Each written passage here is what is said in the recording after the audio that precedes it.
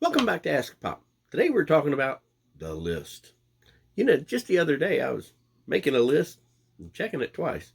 I do have a belly and white beard. Wait a minute, wrong time of year. And I definitely don't have any elves. I'm talking about shopping list. Or am I?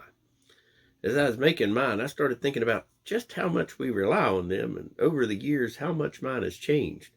Because it started off with the I got this, I keep it all up here. And then I come home forgetting half of what I went out to get and ended up with 14 things of popcorn in the pantry. That's a true story that Tony won't let me live down. Later on, I went to the Book'em Dano notebook style list. Worked great for me, but nobody else in the house seemed to know what I'd written down on that pad, so that was no bueno. Then we got a teenager into the mix, once a little bit started growing up.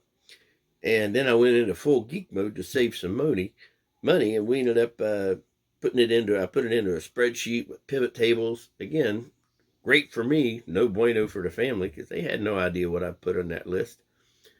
Then we settled on a family shared list that we could all keep on the interwebs, and it really works well because they put things in the list, and then every Saturday, yours truly heads out with checkbook and tablet in hand to conquer the great Walmartosaurus and deliver provisions back to the castle. Castle. But now imagine if we couldn't write things down. Heck, imagine if reading wasn't even an option.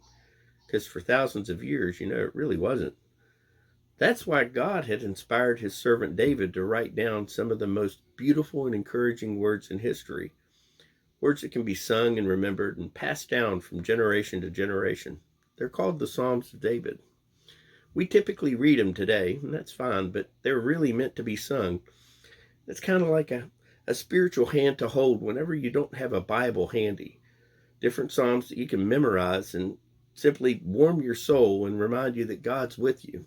They're the love letters that God passed down to us through his servant David. Just a thought from a guy that definitely won't forget his list nor his Savior. The Bible verses today is just one, the whole Psalm 23. And how do you view the Psalms? Are there any other passages in the Bible that you look at the same way that you look at the Psalms? God bless you. Have a great day.